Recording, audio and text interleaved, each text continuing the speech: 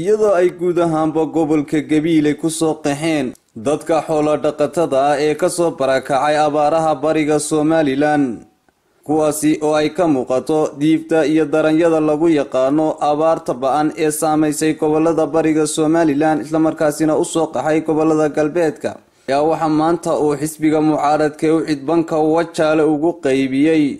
huga dhaxanta sida koodharka funaanadaha waxaana halkaasi ka hadlay gudoomiyaha xisbiga wicid ee gobolka Maroodijeex afayeenka xisbiga wicid xogayaha arrimaha gudaha xisbigaasi iyo saraakiil sarsare oo ka tirsan xisbigaasi tabaalaysan ee abaaruhu ay halka keeneen ee masaafada 200 kiiloomitir baabuurku soo siday ee inta soo socday dadkani aad bay u dhibaataysay run ahaan markanu eegnaan xaaladooda u kurgalay haddii anfac noqoto iyo haddii biyo noqoto iyo haddii wax dhaxanta laga xidhan noqoto iyo haddii hooy laga gala noqoto intaba dadkani waa dad aad u baahan mujtamaca reer Somaliland ee geesiinta sida fiican soo gurmada waxtarka wanaagsan waxaan ugu baaqayaa inay dadkan hoos loo soo eego degdegna loogu soo gurmado haddii hooy noqoto iyo haddii wax la cuno noqoto iyo haddii biyo noqotaba xoolihii ay haysteen wixii halka ka soo gaaray wax laala wax uga iibgelaya ma jiro waxna waa naga waqtigoodi meelaha ku soo marayna waxna waa wax meelaha imika jooga oo diifta ka muuqato marka anagu waxaan tari karaynay ka xusbahan waanu u ciidahan waanu u keenay gurmadkaasaan la soo gaarnay dharka dhaxanta wixii aanu tari karnana cidna kaga ilaahay xaqiisa mooyaane waanu la soo gaarnay insha Allah taala xusbiga oo cid sida afayeenku sheegay gudiye dibadba wayna jabida gacanta geliyaan wayna dadkooda maanta u soo gurmadaan dawladana waxaan ugu baaqaynaa iyaduna inay halkeedii kaalinteedii bixiso gudida abaaru ay xaqna soo eegto wadanka abaartu ka wada jirtay ubadka yaryar ee hareeraha ay ga jooga ee aad arkaysaan iyo dumarka iyo caruurtaas dhaxan aanay aqoon bari bay ka soo guureen dhaxan aanay aqoon bahaysan marka waxaan ugu talagalnay bal ilaa 2,000 oo qof inaanu gaarsiino waxa dhaxanta laga hoodo oo intii u horeysay imikaanu siinayno ilaahay idinkii waanay wada gaari waxay cunaan weeyaan talabaad waxa weeye baca ay biyo ku shubtaan haddii booyadu biyo keenan xataa bacaha ay biyaha ku shubanayeen ma hayaan waxa ugu daranay imika ummadda Somaliland ay uga fadhiyaan ay noo sheegeen markaan xoog gal wareysanay waxa weeye bicihii biyo lagu shubanay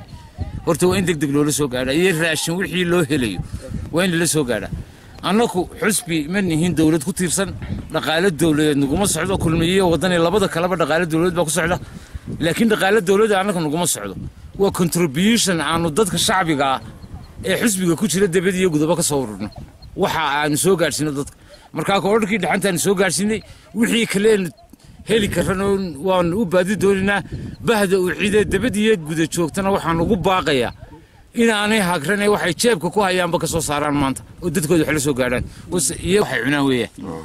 talabaad waxa weeye baca ay biyo ku shubtaan haddii booyadu biyo keenan xataa bacaha ay biyaha ku shubanayeen ma hayaan waxa ugu daranay imika ummadda Somaliland ay uga fadhiyaan ay noo sheegeen markaan xoog gal wareysanay waxa weeye bicihii biyo lagu shubanay horta waa in degdeg loo soo gaadho iyo raashin wixii loo helayo waa in la soo gaadho annagu xusbi ma nihiin dawlad ku tiirsan dhaqaale dawladeed naguma socdo kulmiyo wadani labada kaleba dhaqaale dawladeed baa ku socda laakiin dhaqaale dawladda annagu naguma socdo waa contribution aanu dadka shacbiga ee xusbiga ku jira dibadda iyo gudaba ka soo ururno waxa aan soo gaarsiino dadka marka koodharkii dhaxantaan soo gaarsiinay wixii kale heli karano waan u baadi doonina bahda u ciide dibadda iyo guda joogtana waxaan ugu baaqayaa inaanay hagranay waxay jeebka ku hayaanba ka soo saaraan maanta oo dadkooda wax la soo gaaraan baan wadanaa annagu baabuurka halka taagan iyo baabuur dhinaca wax u qaybinay labada baabuur baan soo kaxaysan shidaalka aynu isticmaalayno ee 80ka baabuur ama 100ka baabuur la istaba gelinayo dadka u baahan cunto loo siiyo waxaan leeyahay xisaabta iyo dawladda war 200 oo baabuur oo la isla daba galaa wax rago aan guntano inako saraawiil gaaban xidhan dadkeena aan gurmadno lacagteena doorashada ugu talagalay jeebka laga soo saar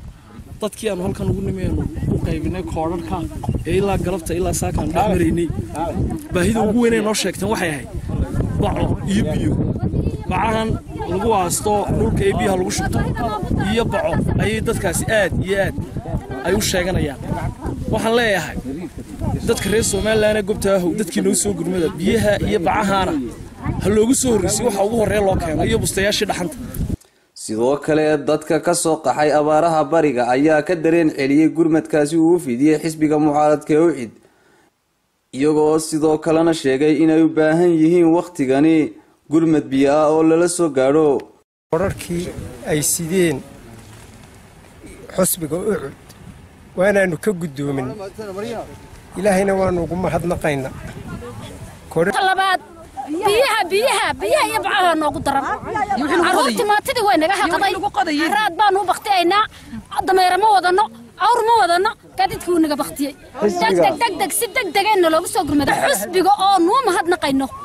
oo boqolkiiba boqol aanu gacan idigu siinayno. u mahadnaqaynaa xusbiga leeyahay ucud ilaahay waa mahadle dowladda gebiga waa mahadnaqaynaa xusbiga ucudna si mahadnaqaynaa dadka yimid waa dadkoodii waa kuwa u keenay dhaxanta waxa ay ka gashadaan aad baan ugu mahadnaqaynaa. waxaanu ka doonaynaa oo kale oo baahidii koorku war soo gaarsiiyeen laakiin baahidintaa kuma dhamaanin. waxaanu doonaynaa biyo iyo baad wixii kale ay noo soo kordhiyaan aad baan ugu mahadnaqaynaa xusbi ucud baan ugu mahadnaqaynaa. Zakariya Nuux Ibraahim, warbaahinta Raya TV, gobolka Gabiley.